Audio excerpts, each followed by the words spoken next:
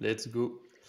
Salut Stéphane, Salut Boris. je suis hyper content de t'avoir aujourd'hui sur l'alignement. Alors on se connaît, hein, ça fait quelques temps qu'on se connaît. Tu as été t'as été mon mentor dans la dernière formation de respiration que j'ai faite. Et je voulais vraiment t'avoir sur ce podcast parce que voilà, ça a été une merveilleuse rencontre avec toi. Tu m'as beaucoup apporté et puis je pense que ta vision des choses, ton expérience sur la respiration et toutes tes connaissances peuvent vraiment apporter à beaucoup de gens. Et voilà, je voulais t'avoir pour parler de la respiration, c'était obligatoire et on arrive à savoir aujourd'hui. Je suis très, très, très, très content. Génial, super, excellent. Ouais, ce que je te propose, c'est que on passe quelque temps sur, voilà, un peu, tu nous expliques un peu quel est ton parcours, quel est ton cheminement de vie. J'aime bien passer un peu du temps pour comprendre, tu vois, d'où on part et où est-ce qu'on arrive aujourd'hui. Donc, si tu pouvais te présenter en quelques mots, en je dis quelques mots, mais tu peux t'étaler. Puis Ouais, tu me dis combien de temps parce que, parce que j'ai 50 ans de vie, donc voilà, 50 ans de vie, ça peut être Non, long mais en fait. voilà, c'est ça, mais un peu ce qui t'a fait amener à la personne que tu es aujourd'hui et ton intérêt à la respiration et tout ce que ton travail du moment. Bon, mais génial. Bah écoute, par où commencer? Donc oui, par l'actuel, j'ai 50 ans déjà, ça, c'est important. Je suis basé à Annecy, j'ai une amoureuse fabuleuse qui travaille avec moi au sein de la Business Academy. Et j'ai deux enfants merveilleux, deux petits garçons, Jules qui est bientôt très grand, hein, qui a 14 ans, et puis Martin qui a 10 ans, et puis deux grandes filles, grâce à Géraldine, Margot 25 ans et puis Justine 22. Voilà, donc ça fait une belle famille, Belle famille. voilà. Et puis où j'en suis aujourd'hui, c'est-à-dire que bah, j'ai fait quand même un gros travail, on va dire, il y a 6-7 ans, après une expérience professionnelle en entreprise qui s'était pas terminée exactement comme je le souhaitais. On pourrait y revenir, mais du coup, je me suis beaucoup interrogé sur ce que je voulais vraiment et fait un gros travail sur ma personnalité, mes préférences, mais aussi ma mission de vie, voilà, Hmm. ce que je voulais accomplir. Et ce que j'ai, ou ce que, plus ou moins ce que je suis en train de mettre en place aujourd'hui, parce que c'est encore le début. Donc l'école d'une part, une école de respiration, je pense dans sa forme actuelle la première école de respiration de France. Voilà, on a beaucoup de choses et Hmm. surtout beaucoup d'idées aussi pour la développer. Et puis des activités toujours au sein des entreprises, alors de plus en plus autour de la respiration toujours, Hmm. parce qu'on verra que la respiration c'est aussi une très belle grille de lecture de l'humain Ouais. à travers le système nerveux, à travers le nerf vague, on pourra en parler. Et au final, j'ai aussi un petit peu de temps, ça c'est ce que je souhaitais, à la fois pour moi, Hmm. pour pouvoir faire ce que j'aime, le sport, me poser les questions aussi de comment bien vieillir. Voilà, c'est des Ouais. choses qui deviennent de plus en plus importantes en tout cas. C'est- Et puis j'ai aussi du temps, voilà, à passer avec mes enfants. Et ça pour moi c'était important. J'en ai souffert quand j'étais en entreprise, de voyager Ouais. beaucoup, d'être souvent absent, et donc d'avoir pu réorganiser ma vie avec voilà un petit peu de temps pour chaque chose et surtout les choses importantes. Donc ça, Ouais. c'est plutôt ce qui fait qu'aujourd'hui, je me sens à ma place. Ça, c'est la première chose.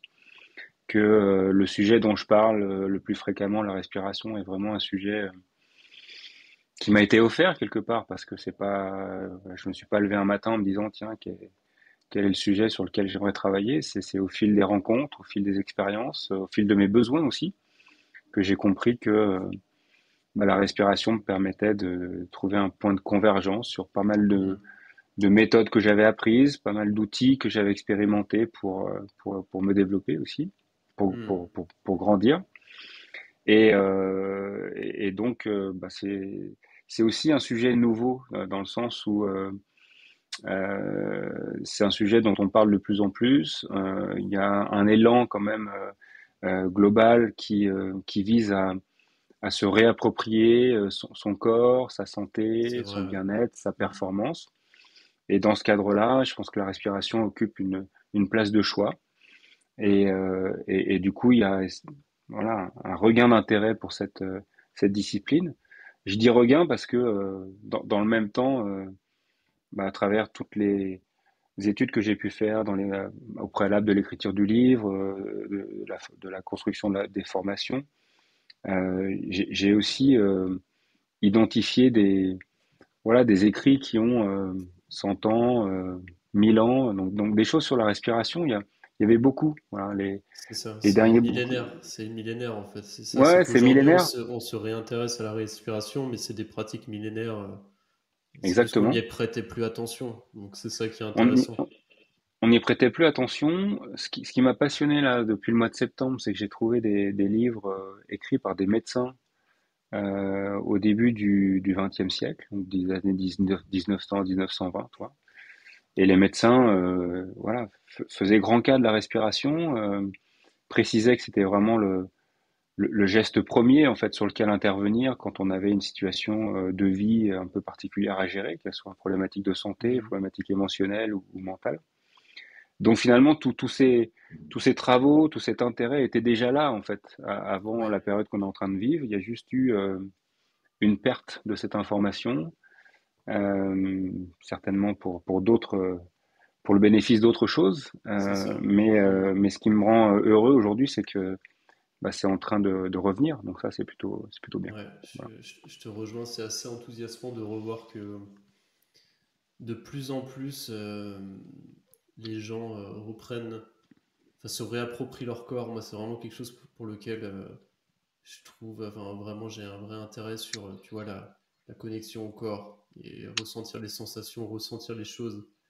Et la respiration, pour moi, est un outil formidable pour ça.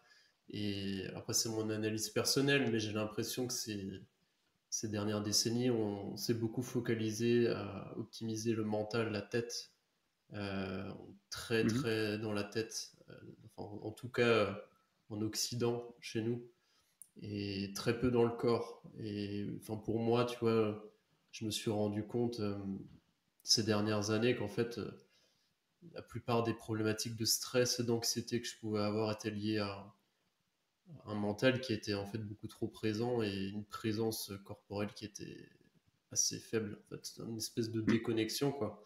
Et Mhm. moi, je sais que la respiration, ça a été un outil formidable pour ça. C'est se réapproprier la connexion, les sensations, être conscient qu'en fait, on peut sortir de ses états d'âme et de son mental assez rapidement. Mhm. Du coup, ça m'amène la question, toi, comment c'est quoi qui t'a amené à la respiration? Tu disais, tu parlais des rencontres, mais est-ce que qu'est-ce qui t'a amené un peu dans cette quête? Qu'est-ce qui a fait que tu t'es intéressé particulièrement à la respiration? On va dire que j'ai eu deux phases dans ma vie. La première, c'était vraiment, comme tu le décris, alors j'étais étudiant, je faisais des études scientifiques et en même temps, je faisais beaucoup de sport. Les Et donc j'étais sportifs de haut plus en... niveau, c'est vrai qu'on n'en a pas parlé aussi. Ça voulait Ouais, t'en j'ai confirmer. fait du triathlon, j'ai eu quelques sélections en équipe de France universitaire, militaire. Et donc à cette période-là, le corps était mon objet premier. Voilà. Hmm. J'avais jamais oublié la tête, c'est-à-dire que je me cultivais beaucoup et puis je me formais beaucoup. Mais tous les jours, à raison de 3 entraînements par jour, j'étais en questionnement d'utilisation du corps. Hmm. Et puis quand j'ai arrêté cette partie-là, que je suis revenu à une pratique sportive modérée pour avoir plus de temps pour travailler, et que j'ai rejoint le monde de l'entreprise. Je suis de nouveau reparti dans une stimulation plus mentale, plus intellectuelle, avec le corps qui finalement me servait à me déplacer. Je voyageais beaucoup, jusqu'à 120 jours par an. Et au fil des années, en fait, j'ai expérimenté le trop, en fait. Voilà, tout simplement. Hmm. C'est-à-dire que je faisais des choses qui me plaisaient. J'aimais beaucoup travailler. J'aimais beaucoup les entreprises pour lesquelles je collaborais. J'aimais interagir avec les gens, notamment dans une posture de dirigeant ou de manager. Mais j'étais plus à l'écoute. J'étais, comme tu l'as dit, déconnecté, en fait, déconnecté du Hmm. corps. Et quelque part, il fallait que le corps suive. Voilà, il fallait juste Ouais. que le corps suive. Il faut que je puisse faire les choses. Jusqu'à un moment où, voilà, 2016, 2017, 2018, où les choses commencent à fonctionner un petit peu moins bien. Et puis 2018, 2019, où là, ça fonctionne vraiment plus du tout.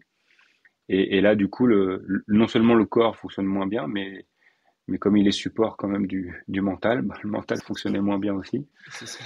Et donc, voilà, des périodes où tu n'as plus envie de grand-chose, que tu es très fatigué, le moindre projet te semble insurmontable, et puis là, toutes tes blessures, quelque part, non guéries, bah, prennent énormément de l'importance. Donc, quelque part, ton corps t'indique que c'est le moment de t'en occuper Mhm. et de mettre surtout en place des changements, parce qu'il s'agit bien de ça, il s'agit de changer les choses qui ont conduit à cet état. Et donc, c'est à partir de ce moment-là que j'ai commencé à me questionner sur ce qu'on appelle le développement personnel ou la Ouais. croissance personnelle, comprendre d'où je venais, ce que j'avais traversé, ce dont j'avais besoin et ce que je pouvais imaginer faire qui avait particulièrement du sens pour moi. Voilà. Donc ça, Mhm. c'était un travail quand même assez long. Et dans ce travail, j'ai été confronté à un monsieur qui s'appelle Wim Hof, ouais, de la Mhm. fameuse méthode Wim Hof qui est assez connue aujourd'hui, où ça mélange respiration, exposition au froid et puis travail justement mental. Et, euh, et j'ai essayé cette méthode et je me suis surtout formé à cette méthode pour en devenir instructeur. Et ça a été la première fois finalement que j'avais une, euh, une relation avec la respiration qui me montrait que on pouvait avoir un impact assez fort sur l'humain, que ce Ouais. soit au niveau physique, au niveau mental ou émotionnel. Voilà. C'est ça. Et t'en avais jamais conscience avant dans ta carrière de sportif? C'était jamais quelque chose sur lequel t'as pu travailler avec tes entraîneurs parce que tu es quand même à haut niveau, on t'en parlait pas trop de la respiration, t'étais pas sensible à ce Non, sujet-là. c'est quelque chose qui n'était pas abordé. On travaillait avec la respiration, voilà, en natation notamment, on faisait des séances où on respirait de moins en moins, ce qu'on appelait à l'époque le travail d'hypoxie. En réalité, Ouais. aujourd'hui, on sait que c'est pas exactement un travail d'hypoxie, mais en tout cas, on allongeait le nombre de bras entre chaque respiration. Il m'arrivait de faire un petit peu d'apnée en piscine pour travailler aussi la capacité pulmonaire puis la respiration cellulaire. Il m'arrivait aussi de faire quelques apnées en course à pied ou en vélo pour, voilà, toujours pareil, préparer le corps. Mais il n'y Mhm. avait pas vraiment de connaissances, il n'y avait pas de construction de cette approche, vraiment. Et c'est véritablement à partir du moment où j'ai commencé à m'intéresser à ce sujet que j'ai découvert qu'effectivement, on pouvait faire plein de choses avec la respiration. Ouais. Donc tu as commencé par Wim Hof. Donc, comme tu disais, Mhm. c'est une des techniques les plus connues entre guillemets aujourd'hui. Reconnue, c'est pas vraiment le terme, mais aujourd'hui elle fait beaucoup de bruit, notamment sur les réseaux sociaux. Mhm. Moi Mhm. aussi, j'ai découvert la respiration avec Wim Hof. Euh, Parce qu'effectivement, ouais, c'est un mec qui a fait des trucs incroyables, hein. Je sais pas combien de records du monde. Quand il fait des expositions au froid de malade, quand tu pratiques sa respiration pour la première fois, tu ressens des choses que tu n'avais jamais ressenties avant. C'est Mhm. vraiment Mhm. très puissant. C'est vraiment très puissant. Et aujourd'hui, je sais que voilà, tu as élargi ouais, tu tiens vraiment à cœur, en tout cas dans ton école, et j'ai trouvé ça très, très, très important et très appréciable. Dans ton école, tu tiens vraiment à cœur de te détacher des méthodes pour que les gens soient autonomes et qu'ils puissent s'approprier la respiration et en trouver un peu les bénéfices qu'ils veulent chercher voilà, en fonction des besoins. Et Ouais, alors ça c'est une démarche égoïste au départ, hein, parce qu'au départ j'ai ce besoin de compréhension personnelle. c'est C'est important, ouais. une vraie motivation profonde pour moi de comprendre les choses. Déjà quand je faisais des études scientifiques, j'arrivais pas à apprendre une formule pour apprendre une formule. Il fallait que je comprenne. Et à ce moment-là, une fois que j'avais compris, je pouvais refaire la formule, je pourrais la retrouver sans forcément avoir besoin de l'apprendre. Hmm. Et pour la respiration, j'ai eu la même démarche. Ça m'intéressait déjà de comprendre de manière globale la respiration. Et je pense que j'ai fait un travail qui a permis, qui m'a permis de structurer la respiration suivant trois grands piliers. Le premier pilier qui est la ventilation. Voilà, c'est comment je peux bien ventiler, comment je Ouais. peux amener l'air dans mes poumons, l'oxygène dans mes poumons le mieux possible, et comment je peux évacuer aussi les déchets de la respiration le mieux possible. Comment je m'entraîne à cela, comment je crée le geste juste. Et puis ensuite, le deuxième pilier, c'était plus comment la respiration intervenait à l'intérieur du corps, une fois que Hmm. l'oxygène était transmis au sang, et comment finalement je pouvais optimiser la finalité de la respiration, qui est la respiration cellulaire. Voilà, comment la cellule va utiliser l'oxygène, va utiliser aussi le glucose d'un autre côté pour produire les substrats énergétiques dont on a besoin pour fonctionner. Hmm. Donc ça m'a intéressé de comprendre déjà comment ça se produisait, mais ensuite, comment je pouvais l'optimiser. Et dans optimisation, avant optimisation, il y a comment je pouvais corriger quand ça fonctionnait pas bien. Hmm. Et puis le dernier levier, c'est vraiment de dire, bah, une fois que je sais ventiler, une fois que je sais optimiser l'acheminement de l'oxygène jusqu'aux cellules, bah, peut-être que je peux faire varier ma respiration suivant ces différents paramètres, que ce soit l'amplitude, la fréquence, Hmm. la vitesse, etc. Voilà, tout un tas de choses, les différentes zones de la ventilation que je peux utiliser, le thorax, le diaphragme, le nez, la bouche, etc. Et comment ça génère des effets différents dans l'organisme. Voilà.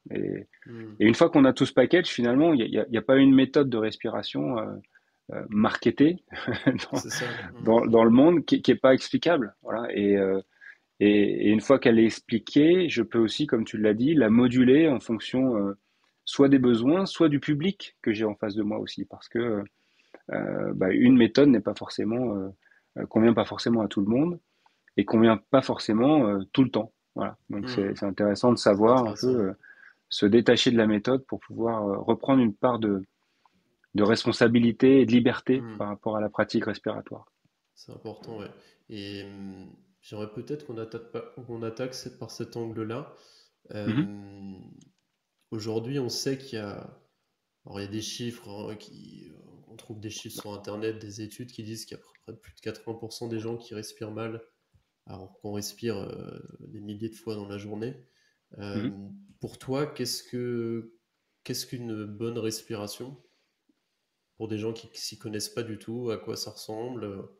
On respire par le nez, Ben, la bouche, par les moi, alors épaules, le ventre.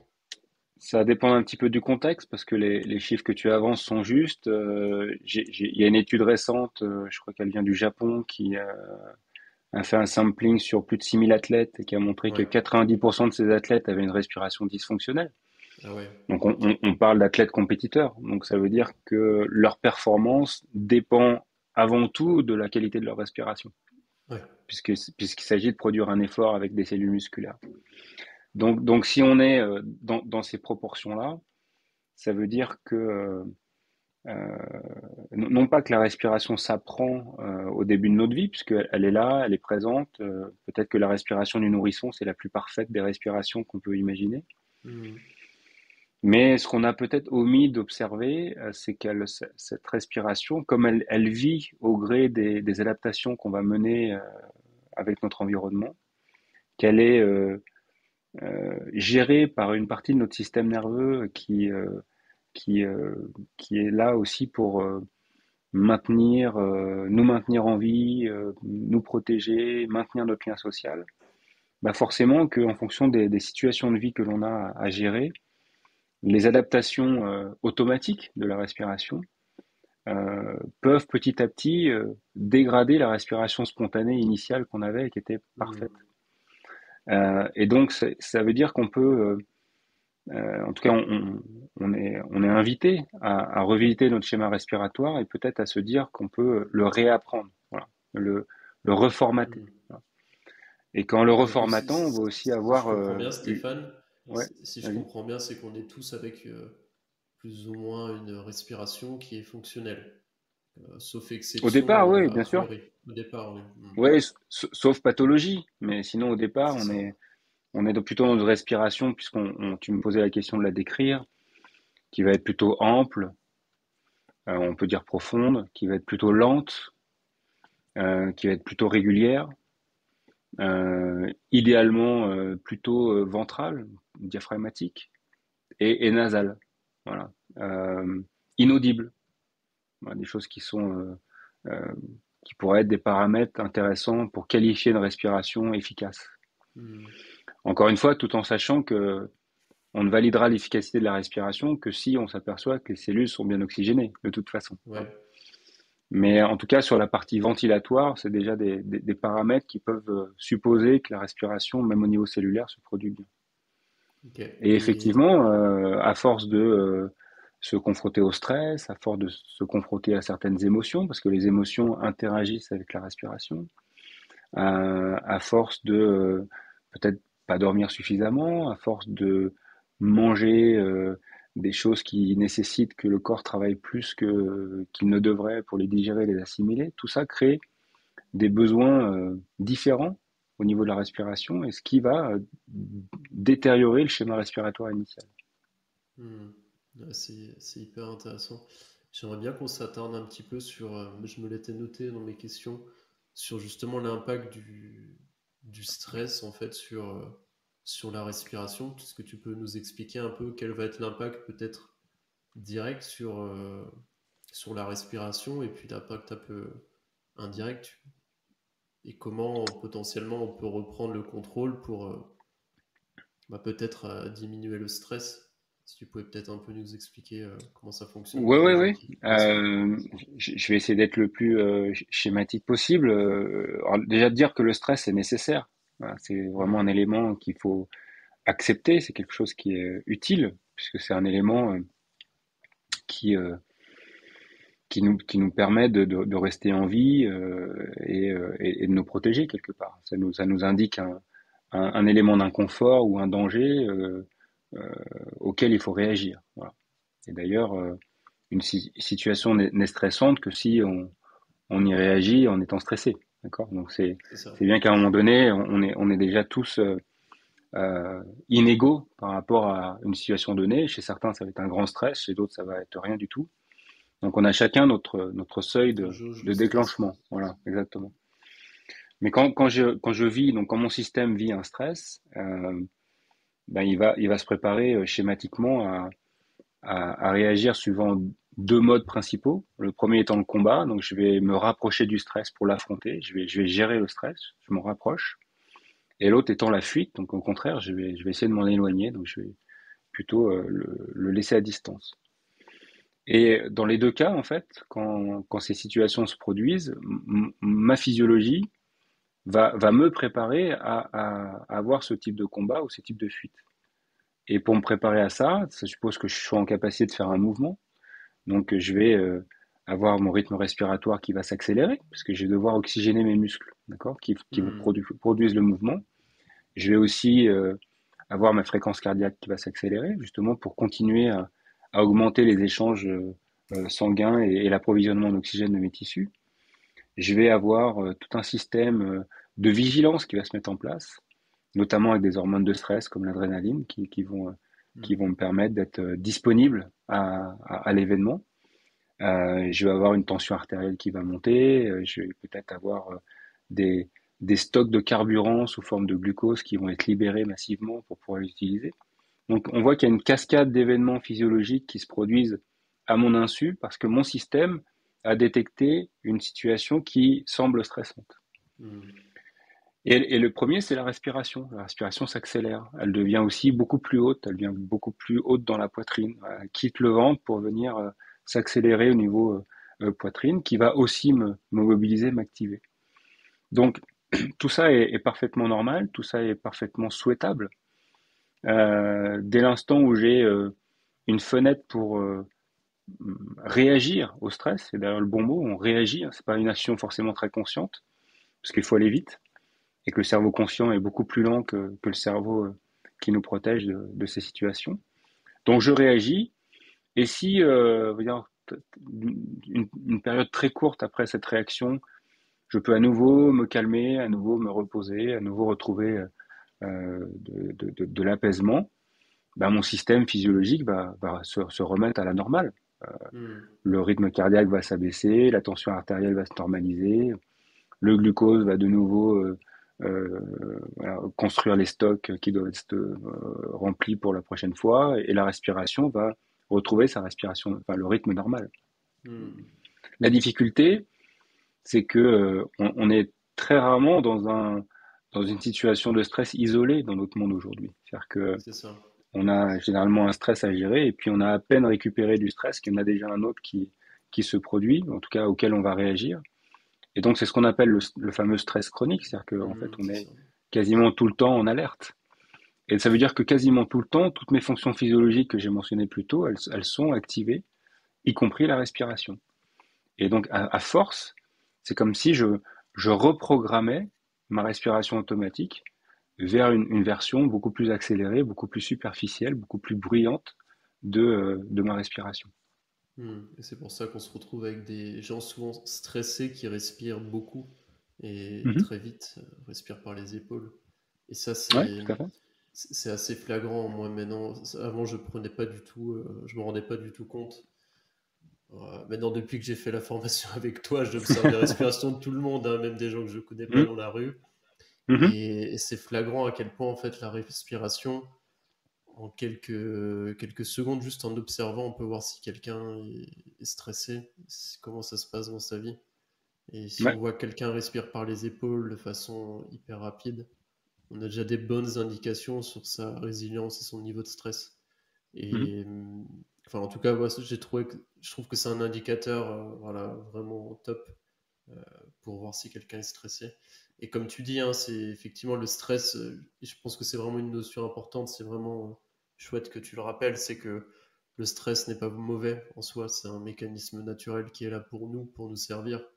C'est juste qu'aujourd'hui, ben, dans le monde dans lequel on vit, avec une sollicitation permanente, du bruit, des SMS, des réseaux sociaux, des emails qui arrivent, on est tout le temps dans un stress chronique, quoi. Mhm. Et en sortir, ça peut être très difficile dans le sens où on peut avoir des schémas de stress qui sont là depuis des années. Moi, ça a été mon cas. En fait, je m'en rendais même pas compte. Et Mhm. aujourd'hui, je travaille justement bah, sur cette fameuse sensibilité au stress en fait par rapport aux stimuli. Et c'est quelque chose qui prend du temps. C'est vrai, presque enfin, c'est de la rééducation en fait. Euh, Mhm. c'est rééduquer voilà, indicateur de stress pour qu'il soit de plus en plus tolérant et résilient face à des situations de stress. Et ça, je trouve ça hyper intéressant et ça fait le pont avec bah, une notion dont on parle de plus en plus, qui est le nerf vague. Est-ce que tu pourrais un peu nous expliquer ce que c'est le nerf vague, en quoi ça a un peu bouleversé les différentes approches et perspectives qu'on a sur le stress aujourd'hui et quel est l'impact un peu de la respiration sur le nerf vague? Alors, c'est vrai qu'on parle beaucoup de stress. Le stress est un des facteurs. Mhm. Il y a bien évidemment d'autres zones. Alors, il y a le stress psychologique auquel on va être soumis, et puis ensuite il y a les stress, en fait, les stress Mhm. pour l'organisme. Euh, un dysfonctionnement d'organes, par exemple, ou une douleur, ou euh, voilà, un dysfonctionnement corporel est un stress. Il est peut-être pas complètement perceptible par notre conscient, mais en toile de fond, il est bien en train de déclencher des phénomènes comme ça de mobilisation pour réguler et réharmoniser. Il ne faut pas perdre de vue que Mhm. la fonction principale du corps, elle est quand même de maintenir une forme d'équilibre, ce qu'on appelle l'homéostasie, et donc Ouais. qui est extrêmement difficile à atteindre, qui est même jamais atteignable, je pense. C'est toujours un équilibre dans le déséquilibre, donc c'est très précaire. Donc c'est-à-dire que c'est un travail constant de l'organisme et de la physiologie d'harmoniser, de réguler. Donc c'est un travail constant de travailler sur des micro-stress un petit peu partout dans le corps. Euh, ça, c'est déjà ce qui se passe dans notre physiologie. Si on n'est pas conscient qu'en plus on peut nous-mêmes rajouter des stress supplémentaires, on parle voilà, peut-être du stress qu'on a au travail, etc. Je parlais de la nutrition tout à l'heure, du sommeil, du manque Ouais. d'hydratation, du sport qu'on va faire. Le sport est un stress. Ouais. Voilà, ça Ouais, nous c'est fait du clair. bien parce que derrière, on peut se récupérer avec des endorphines, etc. Mais l'acte même de s'entraîner pour quelque chose, c'est justement créer un stress auquel le corps va s'adapter pour être plus fort, pour que la même sollicitation crée une moindre demande d'adaptation la fois d'après. D'accord? Donc on est toujours dans ces schémas-là. Donc on a vraiment cette capacité à s'adapter. C'est même, je pense d'ailleurs, à la fois une très grande force, un super Hmm. pouvoir de l'humain de s'adapter. C'est aussi un point de vigilance parce que jusqu'où je m'adapte en fait, jusqu'où l'adaptation versus le coût nécessaire pour m'adapter est juste. Hein. C'est Donc ça. c'est voilà, quand je te parlais de mon chemin de vie, bah, je pense qu'à un moment donné, j'ai été en adaptation, oui, mais le coût était trop important. Hmm. Et donc j'ai puisé mes ressources. Donc ça, c'est un système de vigilance auquel doit prêter attention. Et puis bien équilibrer en fait tout ce qui est temps passé dans la mobilisation, dans l'adaptation, et temps passé dans la récupération. Voilà. Hmm. J'y viens en Nervaille, hein, je pose le Hmm. décor, mais, mais Non, c'est c'est important, pour bien t'as faire raison. comprendre qu'il y a les deux côtés en fait. Hein. Il y a les deux faces de la même pièce de monnaie. Il y a l'activation, il y a la récupération, il y a le jour, il y a la nuit, il y a l'été, il y a C'est l'hiver. ça. On est dans cette dualité. Hein. Et donc au niveau du système nerveux, c'est la même chose. Il y a le système nerveux, enfin un côté du système nerveux qui va être plutôt dans l'activation, ce qu'on appelle généralement le système nerveux sympathique pour la partie autonome. Et puis il y a la partie régulatrice,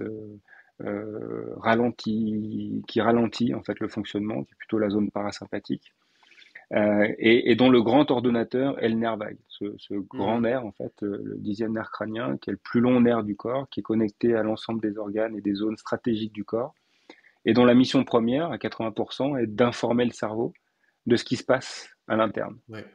Donc c'est grâce à lui qu'on a cette fameuse interoception, donc cette agence de renseignement sur ce qui se passe à Sur ce qui l'intérieur se du passe à corps, l'intérieur. Ouais. voilà, pour qu'ensuite on puisse réguler des choses. Voilà. Donc si on voit qu'il y a un danger, ben, on va mobiliser. Si on voit qu'il y a besoin de récupérer, ben, on va envoyer plutôt des influx nerveux qui vont permettre la reconstruction et le repos. Voilà. Donc c'est le nerf vague et notamment sa capacité d'action, on dit son tonus, le tonus du nerf vague, est nécessaire pour bien informer, récolter les bonnes informations pour que le cerveau puisse bien trier et bien prendre des bonnes décisions.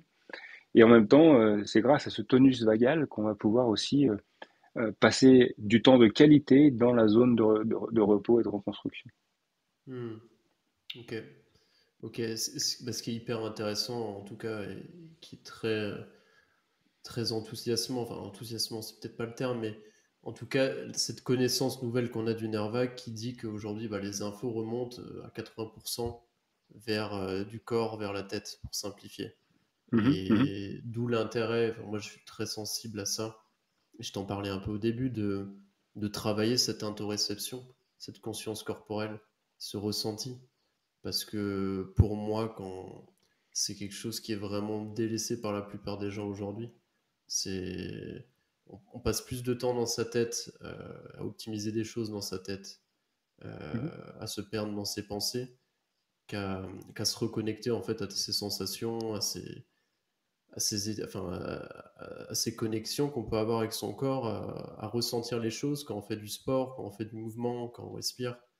Et, et je pense que c'est primordial aujourd'hui. Et si on veut être bien dans sa vie, pour moi, il faut être bien dans son corps, quoi. Et mhm, ressentir les choses. Et le nerf vague bah, donne des indications en ce sens, pour moi.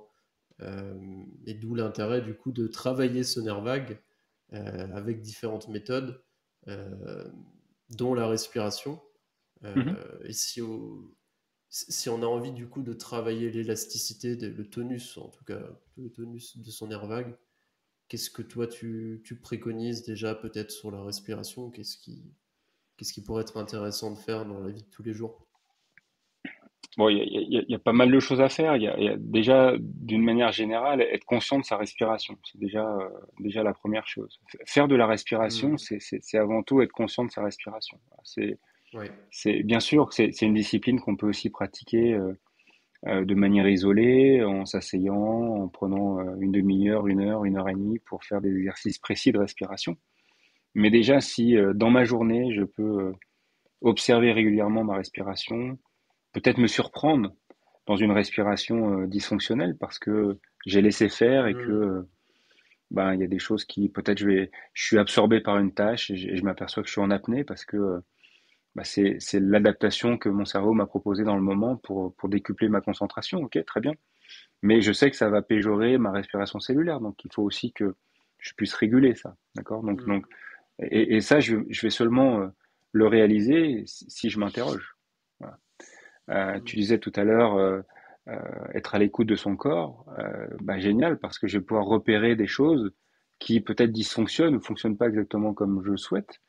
Et je vais aussi pouvoir du coup m'interroger aux causes qui font que ça fonctionne pas ou que ça rend pas le, le rendement souhaité. Voilà. Les causes Ouais. sont importantes. Voilà. C'est bien de voir que j'ai mal au dos, mais c'est plutôt intéressant de savoir pourquoi. Et si le réflexe premier est de faire taire la douleur par un cachet, bah peut-être que je perds aussi l'opportunité de m'interroger de ce que j'ai mis en place dans ma vie ou qu'est-ce que je subis dans ma vie qui fait que mon corps manifeste une douleur à cet endroit. Et puis les exemples sont nombreux. J'ai des problèmes digestifs, j'ai des problèmes gastriques, je dors mal. Qu'est-ce que j'ai mis en place dans ma vie, encore une fois, volontairement ou involontairement, qui fait que ça soit déréglé? C'est ça la démarche. Ouais. Euh, la démarche, elle est déjà observée, c'est génial, mais aussi ensuite c'est de Se comprendre ce questionner. qui se met en place. Hmm. Voilà. Parce que si je reproduis les mêmes causes, je vais avoir les mêmes effets. Ça, c'est de base, d'accord?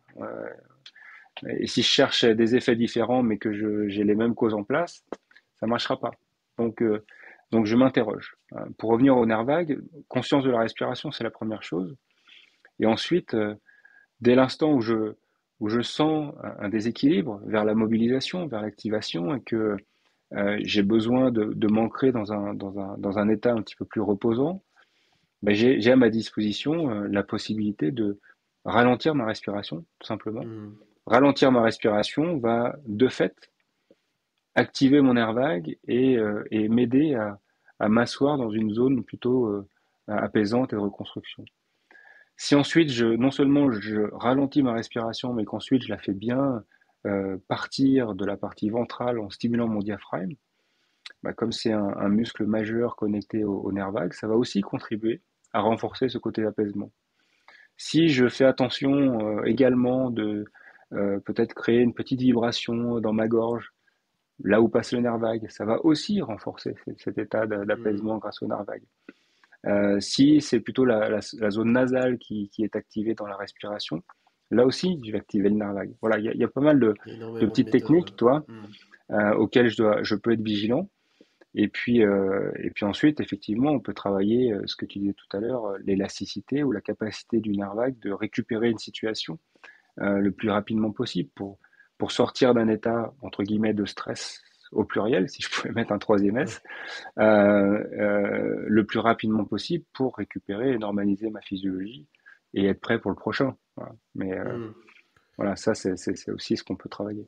Ouais, donc déjà peut-être, en tout cas c'est intéressant, la première chose à faire, que tout le monde peut faire sans prendre même des temps dédiés pour pratiquer la respiration, c'est déjà en prendre conscience. Parce que la plupart des gens ne prennent pas conscience de la respiration. Déjà en prendre conscience plusieurs fois dans la journée, Mhm. savoir qu'on est en train de respirer, c'est déjà la première étape, donc c'est hyper intéressant. Et dans ce que tu dis, c'est peut-être avant même de vouloir, on va dire, muscler son nerf vague, déjà être capable de redescendre dans un état où on est calme, serein, en ralentissant sa respiration. C'est la première étape avant même de pouvoir se dire comment est-ce que je peux être encore plus résilient. Imaginons qu'on est dans un stade dans sa vie où on a une tolérance au stress qui est assez faible, on se sent très stressé, on est en stress chronique. Euh, Première étape serait peut-être de dire déjà être capable de redescendre parce qu'on est déjà voilà, sur un niveau de stress très élevé, d'apaiser son mental, son corps à travers la respiration, peut-être la première chose. Et après, je sais que ça te parle, le sujet te parle aussi, c'est des pratiques peut-être d'hormèse que tu peux avoir avec la respiration. Donc Mhm. l'hormèse, pour ceux qui ne savent pas, euh, c'est l'idée en fait d'avoir des pics de stress assez intenses sur une période courte, suivie d'une période de récupération, avec du coup une capacité d'adaptation qui soit relative à sa propre personne. Donc, c'est-à-dire, voilà, on va pas s'imposer un bain froid si on n'a jamais fait de bain froid et qu'on est épuisé et malade. Donc, c'est en fonction du moment, de la personne et de son niveau de vitalité du moment. Du coup, avec la respiration, voilà, je sais qu'on peut faire des choses. Peut-être tu pourrais en parler pour des pratiques d'hormèse, entre guillemets, qui sont possibles de pratiquer avec la respiration. Ouais, alors il y a déjà de ce que tu disais tout à l'heure sur et ce que je partageais avec toi aussi sur l'intervention sur le nerf vague grâce à la respiration. Je, je partageais quelques techniques, voilà, ralentir la Mhm. respiration, etc. N'empêche que ça a l'air simple, ça, ralentir sa respiration, mais c'est quand même soumis à un préalable de savoir ventiler. C'est Mhm. pour ça que mon premier pilier, en fait, c'est la cinétique, c'est la mécanique respiratoire. Parce que très souvent, dans toutes les formations et tous les coachings que je peux faire, avoir conscience des différentes zones qui permettent de ventiler, être en capacité de les dissocier, de respirer à la fois très haut dans la poitrine, sur les côtes, sur le ventre, d'être en capacité de ralentir ou d'accélérer le mouvement, d'être en capacité de faire un mouvement fin ou ample. Bah, tout ça, c'est pas donné en fait. C'est pas T'as donné. raison, C'est-à-dire ouais. il faut le travailler. Et c'est ce travail-là qui va me donner la possibilité ensuite de mettre en place ces interventions justes. Tu vois, parce que Mhm. si je ralentis ma respiration, mais qu'au bout de 3, 4 secondes, je suis au bout de ma vie, que j'ai envie de reprendre une grande respiration et que je reprends une inspire comme ça parce que je manquais d'air, c'est ce qu'on dit en général, ben là déjà, j'ai une non-maîtrise de l'exercice. Tu vois. Donc c'est Mhm. intéressant de pouvoir déjà bien valider cette partie-là et de valider aussi ce qu'on appelle la tolérance au dioxyde de carbone, ce qui va me permettre de ralentir ma respiration dans les fêtes. Voilà, Ouais.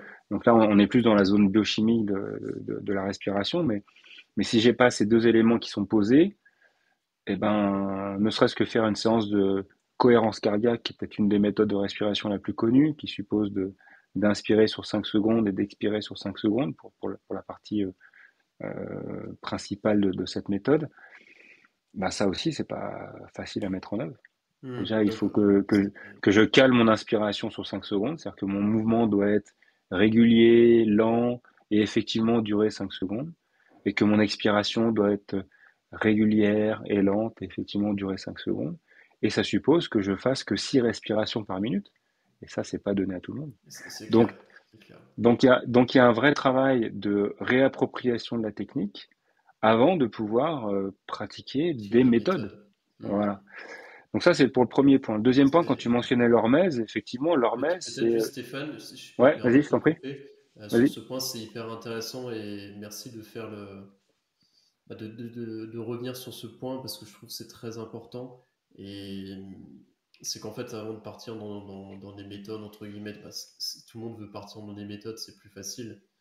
Et même moi, tu vois, je te lance sur des sujets de méthode parce que je sais que, parce qu'au final, les gens s'intéressent à ça et c'est important de revenir pourtant aux fondamentaux. C'est aujourd'hui, si on fait une certaine méthode et si on n'a pas le mouvement respiratoire, on ne sera pas capable de le faire. C'est comme si on essaie de faire un sprint sur un vélo alors qu'on ne sait pas faire de vélo. C'est Mhm. un peu la même image. Et c'est vrai que moi, je vois dans les accompagnements que j'ai commencé à faire, la plupart du temps, c'est la première chose qu'il faut faire, il faut travailler, comme tu disais, parce que sinon, on ne peut pas avoir un geste juste pendant Mhm. les exercices pratiques. Et je Mhm. sais que tu en parlais souvent durant la formation. C'est pour ça que tu t'es un peu éloigné des méthodes comme éloigné. C'est pas vraiment le terme, mais tu apportais des nuances et des warnings aux méthodes comme Wim Hof, euh, parce que tu disais que les gens n'apprenaient pas à respirer en faisant Wim Hof. Et au début, moi, quand je suis arrivé, je ne comprenais pas non plus. Attends, j'ai juste branché Mhm. par contre mon chargeur parce que sinon j'aurais plus de batterie.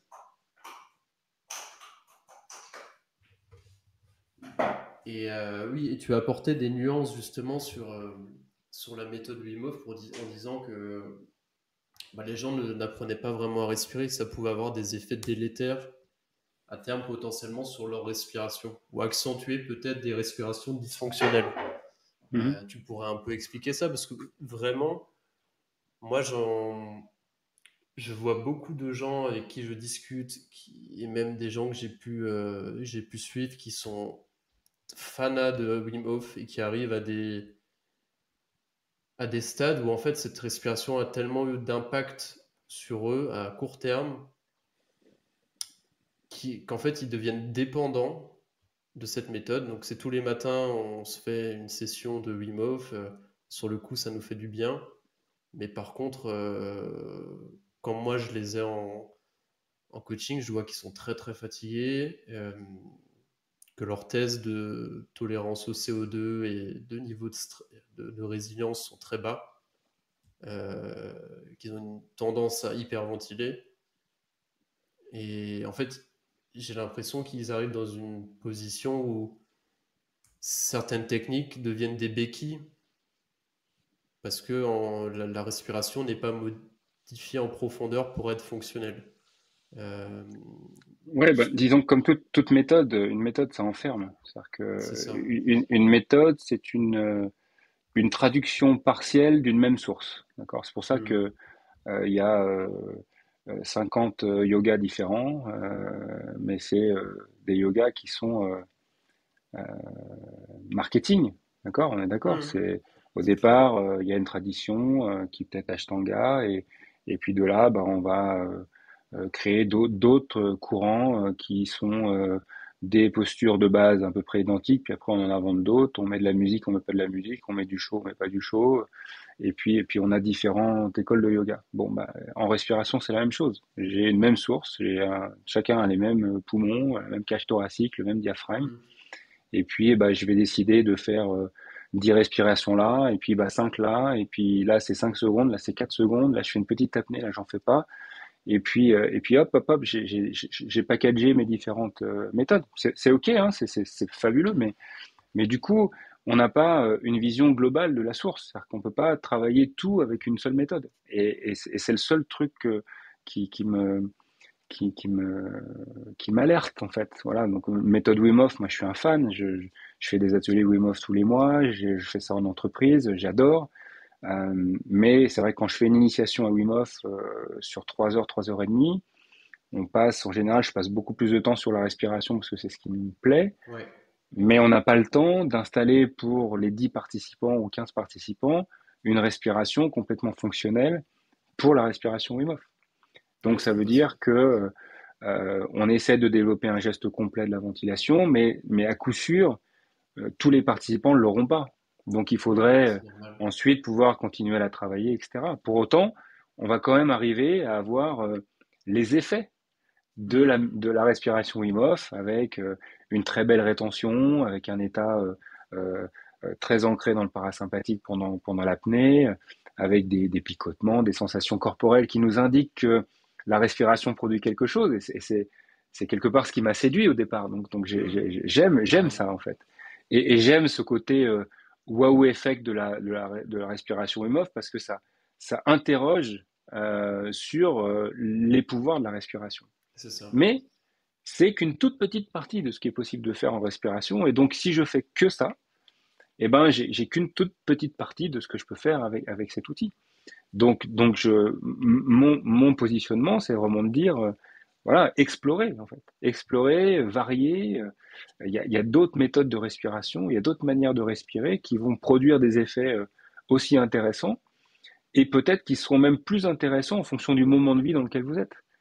Voilà, si tu récupères des clients qui viennent te voir pour des conseils et qui sont fatigués, ben, c'est sûr que la respiration Wim Hof, c'est quelque chose qui engage, parce que quand on fait 30 à 40 très grandes ventilations, musculairement, c'est engageant, et puis en plus, cette méthode, elle est incroyable, parce que à un moment donné, c'est très difficile de pas être en quête d'un résultat.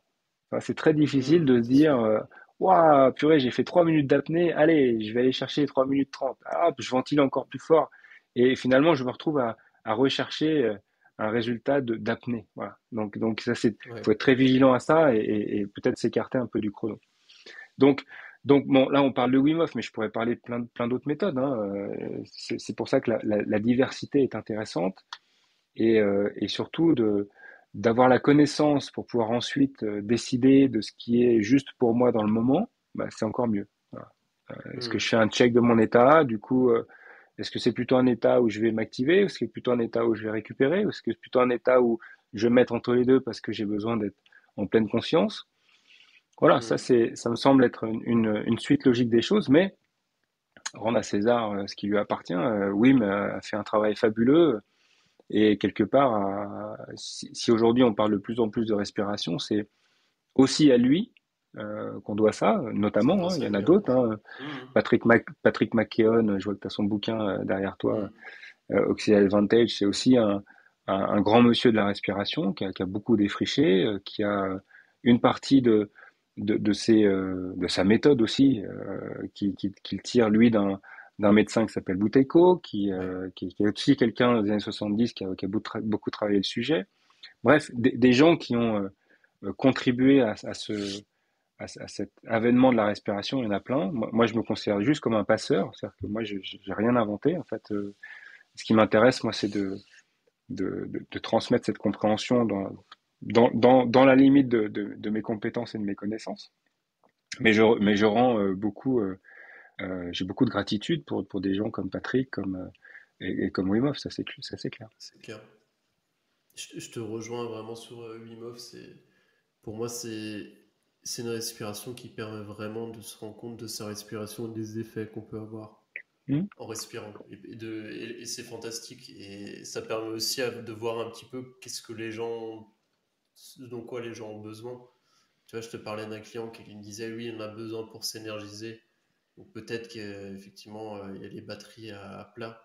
Mhm. J'ai une personne cette semaine, c'était assez rigolo, c'était un sportif, je lui ai fait la respiration Wim Hof. Alors lui, il m'a dit qu'il a failli s'endormir, mais du coup, j'ai compris que en fait, lui, il a failli s'endormir parce qu'en fait, il a tellement besoin de dormir que le fait de l'avoir mis sur les rétentions en mode parasympathique, il avait juste envie de dormir, quoi. Et Mhm. c'est la Bien première fois sûr. que j'ai eu ça, c'était intéressant. Donc pour moi, c'est une bonne porte d'entrée Mhm. qui, en fait, qui est plus facile pour certaines personnes parce on peut voir le potentiel très vite, on peut l'expérimenter très vite. Ouais, bien sûr. Euh, mais Tu me cela posais dit, la ça question de donne. l'hormèse tout à l'heure, Boris Ouais, aussi. Tu parlais de l'hormèse. C'est un sujet très intéressant parce que il permet de travailler justement cette résilience, un petit peu cette élasticité de nos systèmes à réagir ou pas face à un stress, à peut-être augmenter ce qui est un stress et ce qui ne l'est pas, et en même temps de favoriser l'adaptation. Voilà. Donc ça, c'est intéressant. Pour autant, ce qu'il faut arriver à maîtriser, c'est véritablement dans quel état d'esprit en fait je me mets quand quand je fais de l'hormèse. C'est-à-dire que hmm, hein, je disais tout à l'heure, un stress, on a plutôt tendance à combattre ou à fuir. Donc ça, c'est une réaction normale. C'est forcément pas celle que je veux observer pour apprendre d'une situation hermétique. Donc la respiration va me permettre de m'ancrer dans une zone, on va dire, de confort dans cet inconfort. Donc je ouais, prends un bain froid, je prends un sauna très chaud, je fais un effort physique très intense, très court. Bah oui, je peux me débattre. Ou alors, je peux être complètement conscient de ce qui est en train de se produire et être suffisamment disponible pour apaiser mon système et le rassurer quelque part. Et là, je vais avoir appris. Là, je vais avoir appris. Là, j'aurais déprogrammé la réaction de combat ou de fuite. Voilà. Et hmm, c'est là où j'élève ma zone de résilience et que je peux ensuite aller un petit peu plus loin dans la stimulation si je le souhaite. hmm. Ouais, hyper intéressant. Et toi, c'est quoi tes méthodes préférées justement pour travailler l'hormèse? Bah, moi, c'est le froid, clairement. C'est le froid parce que je trouve ça pratique. Moi, j'habite la montagne, donc une douche froide, elle est toujours froide. Et puis là, Elle est c'est à en train côté. d'être de plus en plus froid. Voilà. J'habite à 300 mètres du lac, donc là, il a perdu 7 degrés en 15 jours et ça va continuer. Je sais qu'en janvier, il sera à 5 degrés, donc c'est un terrain de jeu fabuleux pour s'immerger et puis expérimenter des choses. Voilà, c'est le froid. Et puis j'aime bien aussi justement ces petites séances de sport très courtes qu'on appelle le HIIT, Ouais. H-I-I-T, High Interval, Intensity Interval Training, où je vais faire un entraînement de 20, 30 minutes, 40 minutes max, vraiment très engageant, pas forcément avec des poids d'ailleurs, vraiment avec mon poids de corps. Mm. Je vais pouvoir intervenir sur ma respiration aussi, c'est qu'en général je combine ça avec de la respiration nasale ou avec un masque qui va me permettre de réduire mon débit ventilatoire. Et voilà, j'ai peu de risque de me blesser, j'ai le Mm. rythme cardiaque qui va monter assez vite, la chaleur aussi. Et si je régule bien ma respiration, je vais être dans cette zone de conscience en fait de ce qui est en train de se Mm. produire, même si ça fait mal, même si c'est engageant, même voilà. Et ça j'aime bien parce que c'est rapide et ça fait du bien au corps Très et bien. ça permet d'augmenter la résilience aussi. Ouais. Et ça m'amène une question, et je me l'étais noté. Comment est-ce qu'on respire quand on fait du sport? Il y en a pas mal de gens parmi les auditeurs qui font du sport régulièrement, notamment, bah, je pense, beaucoup de running ou du Mhm. sport intense, peut-être. Comment est-ce qu'on respire quand on fait du sport? Ça revient souvent, en tout cas, dans les Ouais, alors, questions. là, ça serait complexe de répondre de manière exhaustive, mais déjà, il y a une réflexion à mener en fonction du sport pratiqué et de la coordination entre la respiration et le mouvement. Voilà, à quel moment j'inspire, à quel moment j'expire. Peut-être à quel endroit je mets une toute petite rétention, parce que parfois c'est nécessaire pour produire un mouvement plus efficace. Donc typiquement, bah, ça peut être de cadencer l'inspire et l'expire quand je cours, par exemple. Voilà. Ça peut être soit d'équilibrer les deux phases, Hmm. en comptant le nombre de pas pour l'inspire, en comptant le nombre de pas pour l'expire. Et peut-être que je peux même petit à petit, avec l'expérience, décaler le nombre de pas plutôt au profit de l'expiration, ce qui va me permettre en même temps de rester disponible, de contrôler un peu mes réactions. Donc ça, c'est la première chose, le cadencement en fait Le de la cadencement, ouais. respiration. Et puis ensuite, ça va être de veiller à favoriser suffisamment l'apport en oxygène de mes tissus. Et c'est pas que lié à la ventilation, c'est aussi lié à la capacité de réduire justement ma ventilation. C'est pas lié à la qualité et la quantité d'air que j'emmène dans mes poumons, mais c'est peut-être justement au contraire à ma capacité à rendre cette respiration peut-être un petit peu plus fine et un petit peu plus lente et moins fréquente, ce qui est un peu contre-intuitif, Parce qu'on a mais tendance à on accélérer, ouais. s'aperçoit que voilà, on a tendance à accélérer, mais on s'aperçoit quand on commence à respirer par le nez pendant un footing, par exemple, ou quand on commence à respirer par le ventre pendant un footing, qu'on va paradoxalement se sentir bien mieux. Hmm. Voilà, donc et ensuite ça va jusqu'à utiliser la respiration pour créer des conditions d'entraînement. Je peux tellement hypoventiler que je recrée des situations d'entraînement en altitude avec tous les bénéfices qu'on peut connaître de l'entraînement en altitude. Quand l'oxygène est rarifié, il y a un tas d'adaptations physiologiques qui se produisent au sein de l'organisme, qui vont donc Hmm. rendre l'organisme plus fort quand il y aura un taux d'oxygène normal. Et ça, je peux faire ça en créant des situations de moindre ventilation ou d'hypoventilation. D'hypoventilation, ouais. Ok. Mm. Donc, si à retenir, donc, pour le sport, effectivement, ça dépend de chaque activité, mais déjà privilégier la respiration nasale. Ça, Ça, on est c'est bien, d'accord ouais. là-dessus. Ouais. Alors, Ça, on est d'accord. jusqu'à une certaine intensité, hein, bien sûr. Hein. Mhm. C'est-à-dire que déjà, il faut être progressif. C'est pas Mhm. donné à tout le monde de courir à 10 km/h en respirant par le nez. En tout cas, immédiatement. C'est-à-dire qu'il faut, Mhm. là aussi, laisser le temps à l'adaptation de se mettre en place. D'accord? C'est toujours une question de progression. Mais effectivement, à des intensités plutôt modérées, ça peut être intéressant, grâce à la respiration nasale, de réguler le débit ventilatoire et sa fréquence. Voilà. Donc, ouais, effectivement, c'est déjà pas mal. Et puis, si on n'arrive pas tout de suite à inspirer, expirer par le nez, aussi inspirer par le nez et expirer par la bouche, Ouais. ça peut être une bonne option aussi. Moi, je le vois personnellement et aussi dans mes suivis, c'est toujours une bonne option. Euh, Quand des fois ça devient trop difficile, essayer de garder l'inspiration nasale et avoir une expiration buccale, quoi. C'est toujours intéressant. Et je voulais qu'on en parle quand même parce que pour moi, c'est une des approches qui m'a le plus chamboulé durant la formation, c'est les exercices de tolérance au CO2, Mhm. inspiré des travaux du docteur Bouteiko. Est-ce que tu pourrais un petit peu expliquer quelle est la philosophie derrière et en quoi ça consiste la méthode Buteiko? Alors, la philosophie de base, elle est physiologie. Ça veut dire que, en fait, le premier élément en fait qui permet à notre cerveau d'ajuster de manière automatique la respiration, c'est la quantité de CO2 qu'on a dans notre sang. Le CO2, c'est le produit de l'oxydation du glucose dans la cellule. Quand une molécule de glucose et d'oxygène sont utilisées par les mitochondries dans la partie cellulaire, il y a du CO2 qui est produit. Ce CO2, on a longtemps considéré que c'était qu'un déchet de la respiration, et donc il était évacué normalement par l'expiration. D'accord. Ça revient dans le sang et c'est expiré ensuite après être passé par les poumons. Donc tout ça est la physiologie normale. Hmm. Et donc le cerveau évalue en fait en permanence les niveaux de CO2 dans le sang pour réguler la fréquence respiratoire et l'amplitude respiratoire, de manière à, tout simplement, si on a trop, l'expirer de manière plus prononcée.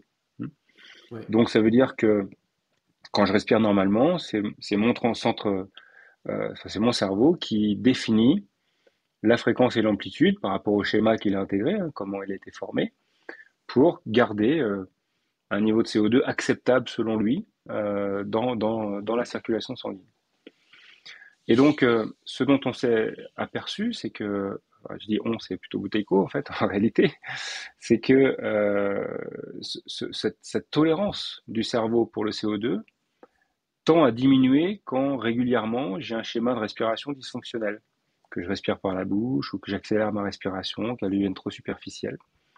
Et à force d'un abaissement de la tolérance, bah, finalement, ça demande à mon cerveau d'accélérer la respiration. Parce que je tolère moins, donc il faut que j'expire plus, ou plus souvent. Et c'est comme un cercle vicieux, en fait. Plus je le fais, plus je respire plus, enfin plus vite, plus je respire vite, moins je suis tolérant. Moins je suis tolérant, plus je respire vite, etc. etc. C'est ça. D'accord. Et l'élément qui est important de comprendre, c'est qu'en fait, le dioxyde de carbone il est aussi nécessaire pour la bonne livraison de l'oxygène aux cellules. C'est grâce au dioxyde de carbone que l'oxygène peut être libéré du sang pour aller être capté par la cellule et l'alimenter. Donc, si j'ai plus assez de CO2 parce que je suis devenu intolérant, ben, j'ai une respiration cellulaire qui va se produire de manière moins efficace. Donc, Buteyko a identifié cette zone comme étant une cause de la plupart des troubles chroniques. En tout cas, il a relié très fortement à ces troubles parce que le CO2 a de nombreuses fonctions dans le corps. Certes, c'est un déchet de la respiration, mais il est aussi utile pour la vasoconstriction, la vasodilatation des vaisseaux. Il est utile pour la libération de l'oxygène. Il est utile pour l'équilibre acido-basique du corps, etc., etc., etc. Il y a une quarantaine de fonctions du CO2. Et donc, si je l'utilise moins bien, bah, ces fonctions vont être moins bien mises en place et donc la respiration va être au final moins efficace. Donc, Buteyko, il a créé un programme qui permet de rééduquer cette tolérance au CO2 et de redevenir, grâce à des petites apnées notamment, voilà, des petites Hmm. rétentions, ou des modes de ventilation avec une respiration très faible, qui paradoxalement nous garde en permanence une envie de respirer. Voilà, je respire, mais j'ai envie de respirer. Voilà, c'est des petites respirations comme ça. Bah, va réapprendre à mon cerveau à accepter de plus en plus de CO2 au fil du temps. Voilà. Et une fois que ma tolérance sera acceptable, bah, je pourrai retrouver du coup une ventilation plutôt régulière, plutôt lente.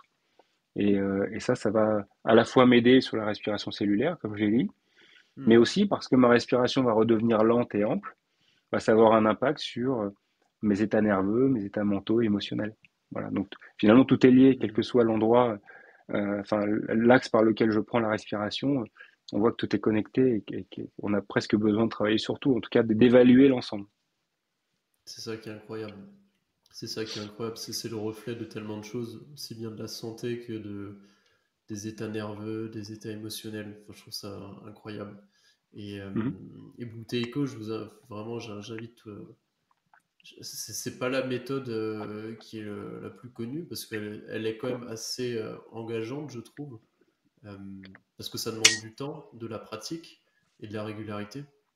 Mhm. Chose pour laquelle, dans notre monde aujourd'hui, c'est pas les choses les plus simples à faire.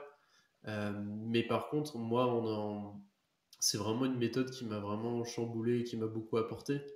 Notamment parce qu'en fait, je me suis rendu compte que pendant les exercices de Buteyko, en fonction du moment où on faisait ces types de respiration, nos, nos sensations et nos résultats, entre guillemets, sur les mini-apnées étaient très différents en fonction de nos états d'âme, de nos états de forme, de comment on se sent. Et tu vois, moi, ça a été un vrai déclencheur pour moi. Euh, je me suis rendu compte que, tu vois, on parlait d'interoception avant. Euh, Quand j'étais déconnecté de mon corps, donc pas du tout dans la connexion, dans l'interoception, quand je faisais ces exos, mon, mon mental il s'alarmait très vite. Du coup, ça devenait Mhm. très difficile. Par Mhm. contre, dans les moments où je me sentais connecté, euh, que j'arrivais à ressentir mes sensations, mon corps, que j'étais détendu, je pouvais avoir des exercices beaucoup plus simples et je pouvais aller beaucoup plus loin dans les temps d'apnée. Et ça recoupe un peu. Alors, moi, j'en ai pas fait, mais du coup, ça serait un peu le sujet suivant. Est-ce que c'est aussi. Moi, ça recoupe un peu l'idée que j'ai de l'apnée aussi et de Mhm. cette sensation à.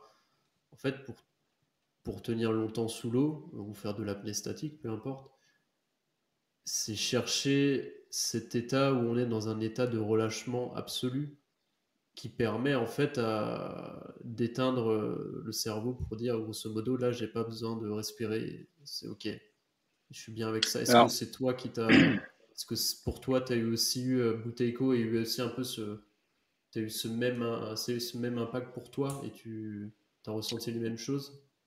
ouais, alors je l'ai expérimenté avec Boutaïko, effectivement, comme tu dis, il y a des journées où ces séances sont beaucoup plus simples.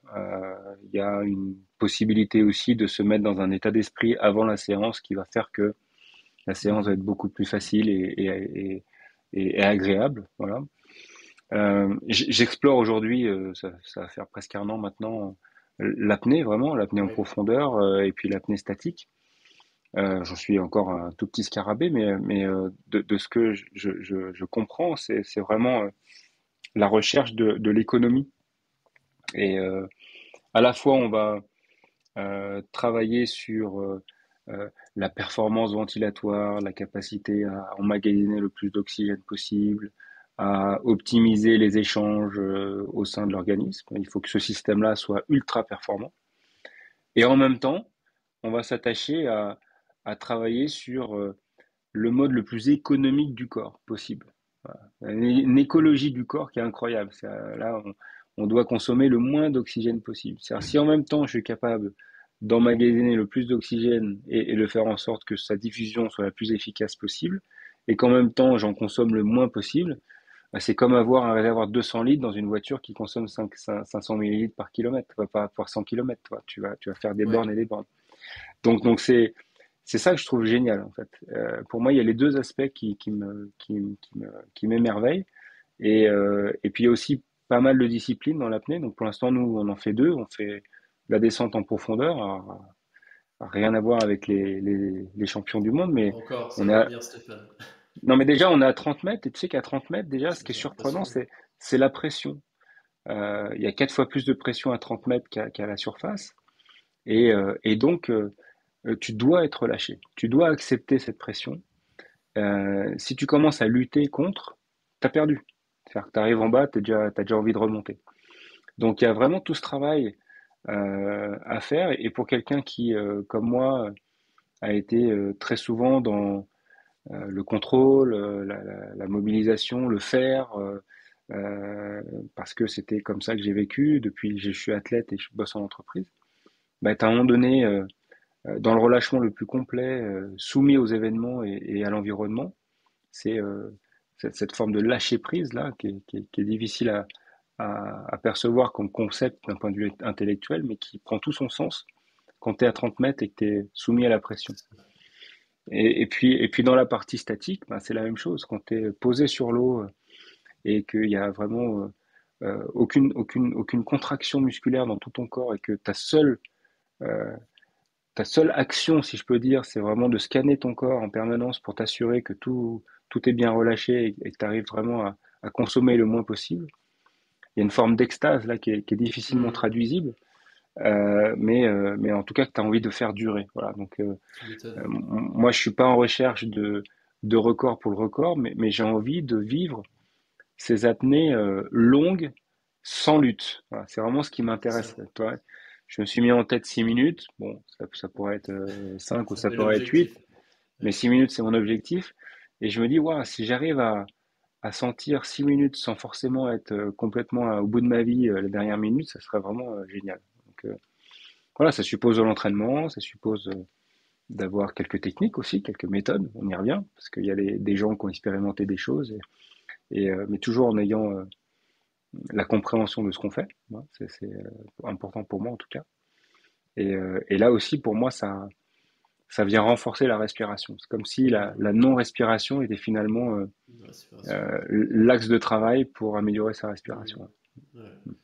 Hyper intéressant. Et du coup, comment on s'entraîne quand on fait de l'apnée? Qu'est-ce que tu fais durant tes entraînements d'apnée?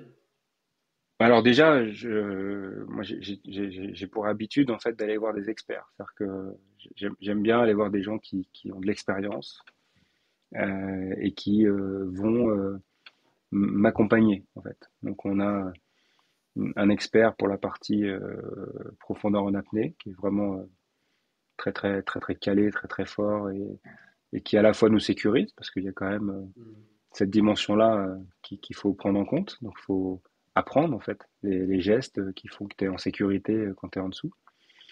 Et en même temps, va nous donner les bonnes techniques.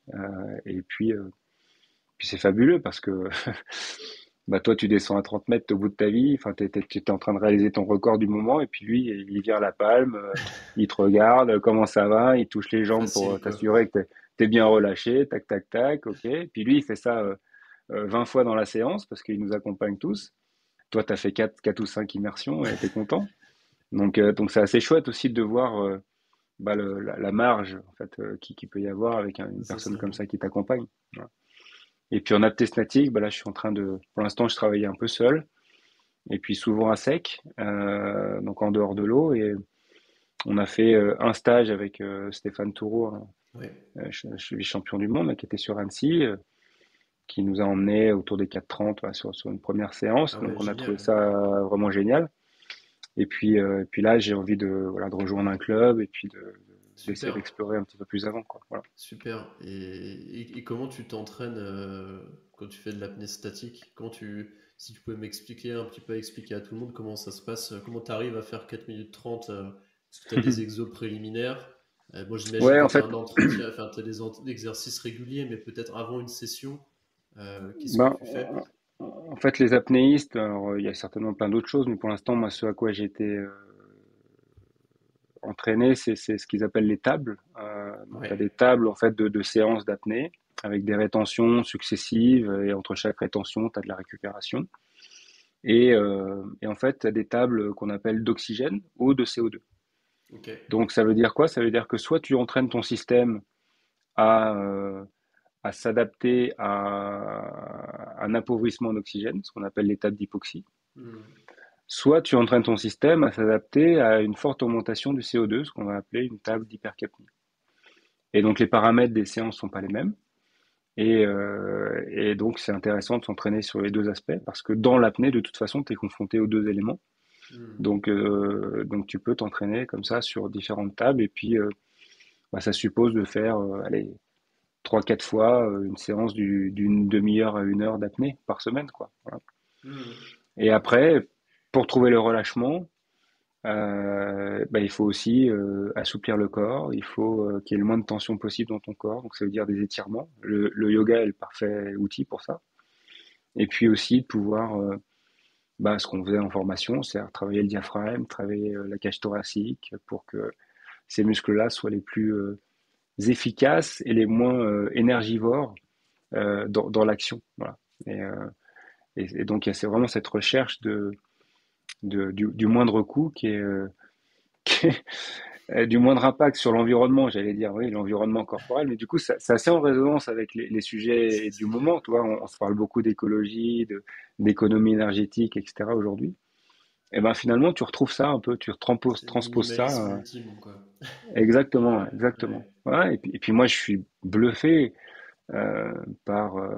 Là, il y a eu des championnats du monde cet été. Tu vois les gars et les femmes qui vont à 120, 130 mètres, qui font Ouais, des apnées comme ça c'est en dingue. profondeur. À 130 mètres, tu as 14 fois la pression de l'atmosphère. Donc, faut imaginer que ton poumon, il est gros comme une pomme. Et donc, si le poumon est gros comme une pomme, c'est-à-dire que tous les tissus qui sont autour du poumon sont étirés. Le diaphragme est aspiré, l'abdomen, la sphère digestive, tout ça est complètement écrasé. Donc il y a aussi cette capacité au relâchement par rapport à cet environnement stressant. Du coup, on reboucle sur le sujet de départ. Et en même temps, bah, tu fais un effort en retenant ta respiration pour la plupart entre 3 minutes et 3 minutes 30, le temps de descendre et de remonter. Donc c'est juste magique. Et puis surtout, tu es à 130 mètres en dessous, tu es tout seul. Il fait noir, il fait froid. Tu as juste une corde C'est avec un truc impressionnant. qui te relie à la corde. Et si t'arrive un truc, t'as personne. Hein.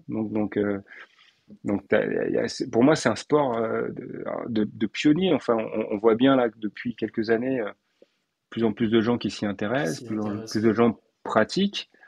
Et les athlètes se professionnalisent, les méthodes d'entraînement évoluent, ce qui fait que tous les ans, les records du monde sont battus. Hmm. Il n'y a aucune idée, en fait, de la limite physiologique. Aucune idée. Je crois dans la discipline d'apnée qu'on appelle le no limit, donc l'apnéiste, il descend avec une gueuse et puis il Ouais. remonte avec un ballon, ils sont à 230 mètres, je crois. Ah ouais, c'est hallucinant. D'accord? Donc 24 fois la pression, mais et dans les années 70, là, à l'époque de Jacques Mayol, on disait 50 mètres, c'est la limite humaine. Il n'y a jamais un humain qui ira en dessous de 50 Ouais. mètres. Bon, bah, aujourd'hui, on C'est a explosé, quasiment hein. 5 fois ça et on sait encore pas jusqu'où ça va. Ouais. Donc ça, Ouais, c'est c'est magique, fou. en fait, cette capacité à utiliser le corps, à l'entraîner, à l'adapter dans un environnement en plus assez hostile parce qu'il y a un vrai risque. Et tout ça, enfin, je trouve ça merveilleux C'est en fait qu'on passionnant, puisse hein. avoir ces gens qui explorent ces limites-là, quoi. C'est fabuleux.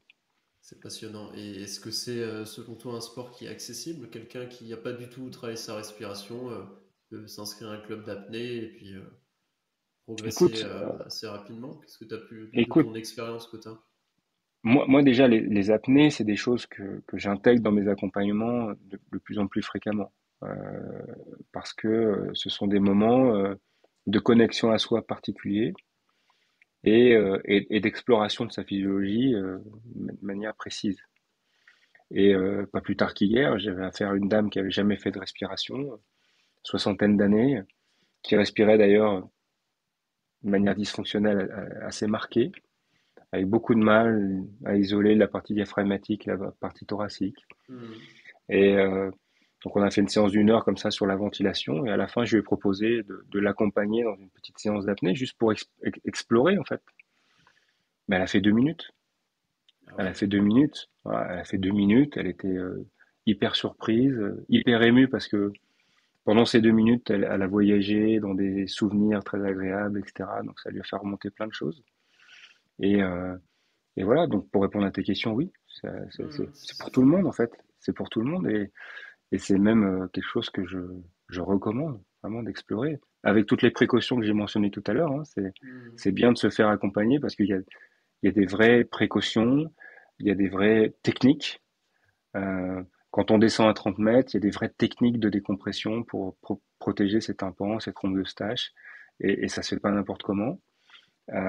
Et donc c'est important qu'on vous enseigne en fait ça, et que vous puissiez le pratiquer pour le maîtriser. Mais si vous prenez le temps et le soin de vous faire accompagner, bah il n'y a aucune raison que ça soit pour tout le monde. Aucune raison. Hmm. Ouais, c'est Encore une hyper fois, on a tous des intéressant. poumons, un diaphragme. On Ouais, fonctionne tous c'est ça. physiologiquement pareil. Après, c'est combien de temps ça met pour s'adapter, à quelle vitesse on va aller chacun. Mais ça, à la limite, on s'en fout. qu'on fasse 1 minute 30 ou 12 minutes, qui est le record du monde, C'est pas l'important. Ouais. on s'en moque. Ce qui est important, c'est de dire déjà, un, je fais, deux, j'explore, je comprends, et quelque part, je récupère un peu de maîtrise de moi. Voilà, je pense que c'est un élément intéressant. Ouais, ouais, ce qui est intéressant, en tout cas, moi j'ai pas pratiqué euh, l'apnée exactement, mais ce que j'ai pu ressentir avec Bouteilleco sur des apnées forcées, contrôlées, c'est qu'on peut Hmm. vraiment avoir un effet positif dans le quotidien, c'est pas seulement sur le moment, c'est après, c'est une meilleure connaissance de soi, comme tu disais. C'est un outil qui est assez formidable, mais ça m'intéresse de suivre un peu tout ça parce que c'est vrai que je vois de plus en plus parler d'apnée. C'est vrai que tu as raison, on en parle beaucoup plus. Hein. Ouais, bien sûr. Et ça me paraît dingue parce que tu me dis effectivement d'arriver à faire 2 minutes comme ça. Mais Mhm. est-ce que tu travailles sur des exercices type d'hyperventilation ou pas forcément? C'est vraiment de la montée Non, crescendo quand ouais, c'est ça. tu fais ça avec tes clients. T'as de la progressivité en hyperventilation. Ça, c'est des techniques ventilatoires qui sont aujourd'hui très peu pratiquées. Elles peuvent être encore pratiquées de temps en temps en apnée statique, mais surtout pas en apnée de profondeur. Et non, non, c'est vraiment un relâchement, une régulation de la ventilation, une économie surtout. Voilà, il y a un calcul tout bête, toi, si on se parle de physiologie, de petites minutes. On va dire que la capacité Mhm. pulmonaire d'un adulte moyen, c'est 5 litres. D'accord? Euh, donc, c'est 5 litres, 5 litres d'air.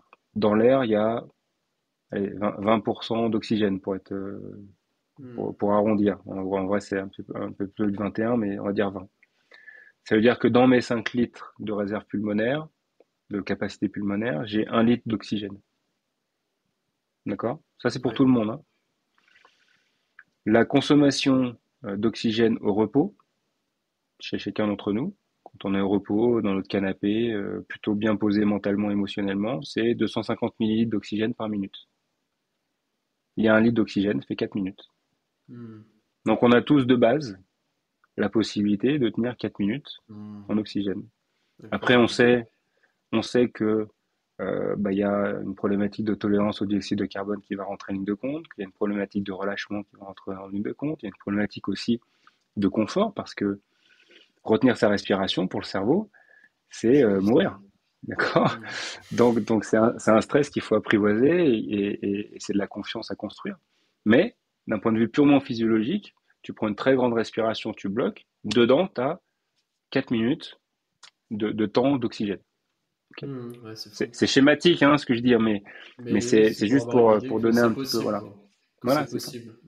Hyper intéressant. Après, si tu as un apnéiste de haut niveau et que tu as 12 litres de capacité pulmonaire, bah, tu as forcément un petit peu plus de Un temps. peu plus de place. Ouais, Voilà. c'est Et sûr. si en même temps, bah, tu abaisses ta consommation d'oxygène par minute à 150 millilitres parce que tu as complètement le relâchement, que tu es capable d'être dans un état méditatif, donc très peu de pensée, sachant que le cerveau consomme 20% d'oxygène, et ben, tu as deux leviers, encore une fois, hein, la grande capacité et le moindre coût. Et le moindre coup, ouais. Hyper Et intéressant. ça, et ça, c'est transposable dans la vie de tous les jours. C'est ça qui est magique, en fait. C'est pour ça que c'est de la respiration, l'apnée. C'est transposable dans la vie de tous les jours. C'est-à-dire que je peux abaisser ma consommation d'énergie en veillant, quand je suis comme ça, face à toi, bah, à bien m'hydrater, c'est ce que tu viens de faire, à peut-être être complètement relâché dans une bonne posture, parce que du coup, ça consomme moins, Mm. ça crée moins de stress interne, à peut-être bien m'alimenter, parce que la digestion de protéines animales, par exemple, ou de choses assez complexes à digérer, ça consomme de l'énergie aussi, donc ça impacte mon oxygénation. Voilà, tout ça Énormément de choses.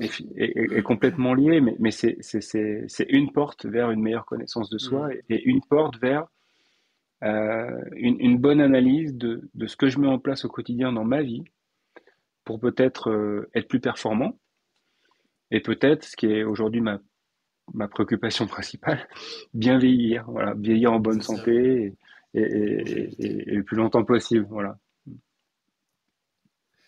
Je vais t'emmener tout doucement sur la dernière partie du podcast, que je sais que tu as un impératif plus tard. Et on pourrait discuter encore des heures sur la respiration, tellement c'est passionnant. Et je voulais savoir, avant qu'on passe à la partie les questions de fin. C'est quoi, qu'est-ce qui t'anime en ce moment sur la respiration? C'est quoi les perspectives? Vers quoi tu as envie de creuser? Parce que je sais que tu as beaucoup creusé un peu, hein, aussi bien sur le sport, sur le côté stress. Là, tu es sur l'apnée en ce moment. C'est quoi les zones d'ombre ou les curiosités que tu as sur la respiration en ce moment? Quels sont tes travaux Alors, du moment? bon, là, c'est clair que l'apnée, c'est vraiment L'apnée, ce ouais. qui m'anime le plus. Voilà, je pense que je vais y passer un petit peu de temps. Je me connais, je vais avoir envie de passer des diplômes, etc. Voilà, je sais comment je fonctionne. Et puis ensuite, je vais avoir envie de transmettre parce que Hmm. c'est mon chemin, quelque part. La- L'expérimentation, l'apprentissage, la compréhension et ensuite la transmission. C'est en général comme ça que je séquence chaque chose. Là, il se trouve que pour une fois dans ma vie, mon sujet d'après est lié au sujet d'avant, parce que souvent ça part un peu dans tous C'est les sens et pratique. voilà. Là, j'ai l'impression vraiment de d'étoffer le même sujet. Voilà. On a un sujet aussi commun avec la femme qui partage ma vie, avec Géraldine, où en fait Géraldine, ouais. on a une idée qui va mêler nutrition et respiration. Voilà, les Génial. deux piliers de la respiration cellulaire, finalement. Comment on peut mieux comprendre, comment on peut optimiser tout ça. Donc ça, c'est sur la table aussi. Euh, et puis, euh, et puis après, il y a surtout le développement de l'école. Voilà. Hmm. Aujourd'hui, j'ai la chance, là, ça va être la quatrième formation en octobre. Elle est complète. On arrive à être Génial. connu de plus en plus. On a surtout comme elle s'adresse à des professionnels ou des gens qui veulent vraiment travailler en respiration, on a des profils complètement atypiques et ça c'est génial. Enfin, Super. atypique, pas atypique, complémentaire et très varié, voilà, Hmm. c'est le mot que je cherchais. Donc dans les enrichissements, dans les échanges qu'on crée, notamment dans les supervisions, ça va être à mon avis C'est super. super. Hmm. On a aussi des médecins, on a des dentistes, des gens qui voilà, qui se connectent aussi, j'allais dire malgré leur formation, je devrais pas dire Oui, malgré, mais je comprends Mais, ce que mais tu veux dire. eux-mêmes me disent, voilà, on a fait 8 ans, 9 ans de médecine, on nous a parlé 1 heure de respiration et en fait on sait rien. Et puis surtout on sait pas respirer. Donc c'est intéressant de ça, de voir ça. Et puis dans le développement de l'école, pour moi, il y a toujours trouver les moyens de transmettre davantage. Voilà. Hmm. Donc là on a pas mal d'idées, d'autres formations, notamment des formations plus spécialisées, comme sur le sport notamment, le yoga, des choses comme ça, qui vont venir compléter la masterclass. Mais on a aussi envie voilà, de rassembler des gens, de pratiquer en Hmm. respiration. Et puis ça va nous occuper un petit moment parce que Hmm. c'est important. Et en parallèle de ça, je m'aperçois que j'ai de plus en plus de demandes en entreprise aussi. Hmm. Alors c'est toujours autour d'une thématique stress, puisque c'était le mot par lequel on a commencé. Et je pense que c'est un élément assez présent dans l'entreprise. Euh, C'est donc, clair. voilà, comprendre le stress, savoir comment le réguler, savoir comment augmenter ses seuils de déclenchement du stress. Et ben, c'est sûr que sur une journée d'animation que je peux faire en entreprise comme ça, j'en ai fait pas mal, il y a presque la moitié qui tourne autour de la respiration, et à la fois en expérimentant et en comprenant ce qui se passe. Donc ça, C'est génial. toi, c'est pour ça que je te dis, pour la première fois dans ma vie, peut-être, j'ai l'impression que à la fois mes centres d'intérêt et mon action professionnelle sont Ils sont réunis. réunis. Hmm. Voilà. Parce qu'avant, j'avais toujours le boulot et puis après tout ce que je faisais autour pour me nourrir Ouais. intellectuellement, j'entends. Et là, finalement, tout converge, donc c'est plutôt un bon moment, quoi. Voilà, Ah, plutôt c'est chouette. génial. C'est génial. En tout cas, sincèrement, je voulais te remercier pour tout ce que tu fais au travers pour évangéliser la respiration et pour ta formation que moi j'ai faite. On a parlé au tout début, il y a quelques mois. Franchement, c'est génial. Si ça vous intéresse, ceux qui écoutent le podcast, foncez. C'est vraiment incroyable. On parlera à la fin de comment le rejoindre et comment suivre un peu ton travail. Mhm. Euh, mais en tout cas, vraiment merci Stéphane pour tout ce que tu fais parce que c'est hyper précieux d'avoir quelqu'un comme toi aussi pédagogue, passionné et en même temps qui expérimente, qui prend du temps. Mhm. Tu vois, pour venir sur ce podcast, pour partager, pour créer une formation parce que et expliquer les choses et pas tomber aussi dans tu vois, cette logique des fois de vouloir créer une méthode, de vendre quelque chose de peut-être un peu une approche marketing Toi, tu as vraiment la sensibilité de transmettre et d'avoir une compréhension des choses. Et je trouve que ça manque vraiment au sujet de la respiration. Donc, merci Stéphane pour Ben, ça. merci beaucoup. Merci Boris. Merci pour ta Avec, confiance déjà. Merci d'être venu à la formation, dans ta volonté de reconversion et de trouver ton sens aussi. Je trouve que c'était chouette. Et puis là, je vois que tu es hyper actif sur une zone qui reste encore une zone de fragilité pour moi, les réseaux sociaux, la communication, tout ça. Donc je suis content en fait que tu m'invites pour que j'ai l'occasion de m'exprimer parce que j'arrive pas encore à le faire tout seul. Je suis très très médiocre sur les LinkedIn, les Facebook, Instagram. Je sais qu'il faut que j'y aille. D'ailleurs, j'ai une formation le 10 octobre sur ça. Je vais super. m'efforcer avec Géraldine d'être plus présent parce que voilà, je comprends bien que c'est comme ça qu'on peut nous trouver et que c'est grâce à ça que je vais pouvoir avoir l'opportunité de faire ce que j'aime. Voilà. Toi, je me suis C'est programmé intellectuellement c'est ça. Le à discours est faire bien ça, rodé. voilà, à trouver les bonnes raisons pour le faire. Mais en attendant que ça se soit en route, bah, je te remercie déjà pour ce temps Bah, et cette possibilité de partager, quoi. Ouais. bah, avec plaisir. Et puis, je likerai, je partagerai tous tes posts pour te donner de la visibilité. On s'entraidera.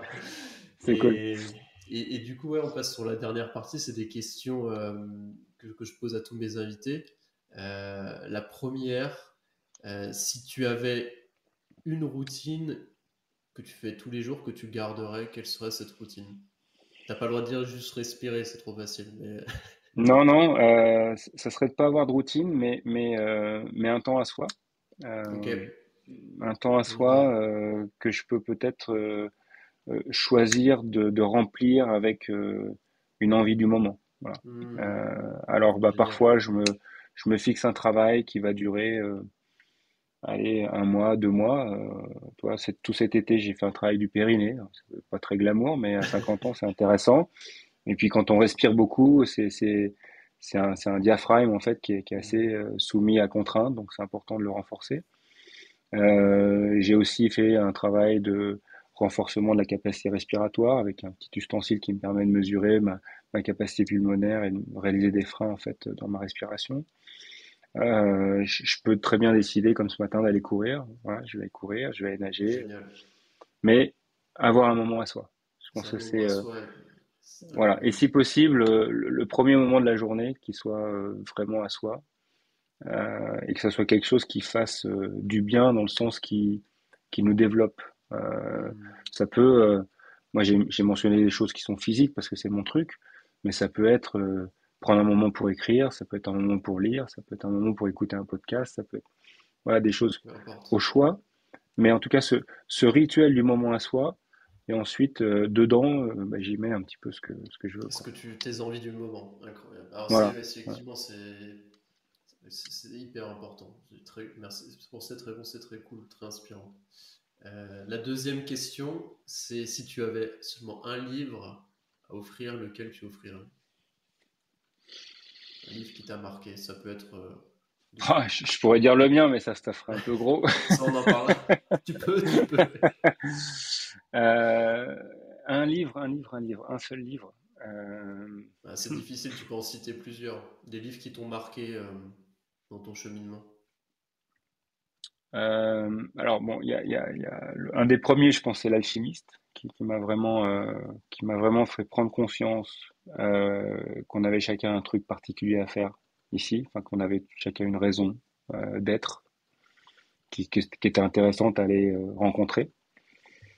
Ensuite, il y a, je dis ça parce que je les vois sur mon étagère, toute la série des Dan Millman, de l'athlète intérieur. Ça aussi, ça m'a beaucoup parlé parce que déjà, on Hmm. parlait d'athlète et en même temps, on parlait un peu de spiritualité et puis de possibilités, de pouvoir, de mystique. Voilà, des choses Ouais.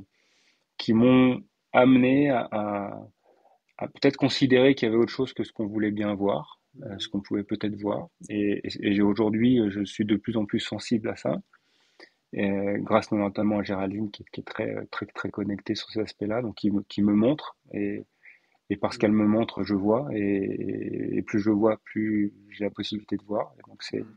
Ok. c'est intéressant. Voilà, après, j'en ai 300 là, donc je pourrais en dire plus. Mais là, aujourd'hui, je vais te dire ça. Voilà. Ok, génial, super, super. Je connaissais pas la seconde référence de nom seulement. Euh, donc j'irai voir ça. Et la Ouais. troisième question, c'est est-ce que tu aurais un prochain invité pour le Code Podcast à me recommander? Euh, ouais, ouais, oui, oui, oui, oui, j'ai forcément plein de gens. Aide-moi un petit peu avec peut-être une thématique qui t'intéresserait d'explorer. Pas forcément, feeling, intuition, que tu as, tu Hmm. penses ça pourrait matcher avec la philosophie du podcast. Écoute, bon là tu me parles, je pense à une amie en fait qui s'appelle Corinne, qui, euh, qui a changé de vie aussi pour aller vers sa passion qui est la musique, et, Ok. euh, et qui s'est créée en très peu de temps une double activité autour de la musique. Je trouve ça assez exemplaire de pouvoir. Alors là on parle business, hein, mais de pouvoir se réinventer dans une industrie complètement différente, de se réapproprier des codes, et puis en même temps de se laisser de laisser les événements de la vie lui montrer quel pourrait être le chemin. Voilà. Hmm, On lui a proposé une boîte à racheter, elle l'a fait. Elle a acheté une fabrique de vinyle. Voilà. Elle fabrique génial. des vinyles aujourd'hui. Elle a des artistes en label qu'elle produit en fait. Voilà. Alors qu'avant, elle était dans la vente de solutions informatiques pour les entreprises. Tu vois. Ok. Je trouve ça assez remarquable de pouvoir changer complètement d'univers et très vite de retrouver la voie du succès tout en s'alignant avec son sens, voilà, et sa Hmm, passion. Et je pense que ça boucle avec le premier livre que j'ai mentionné, L'Alchimiste. Voilà, il y a quelque chose pour nous.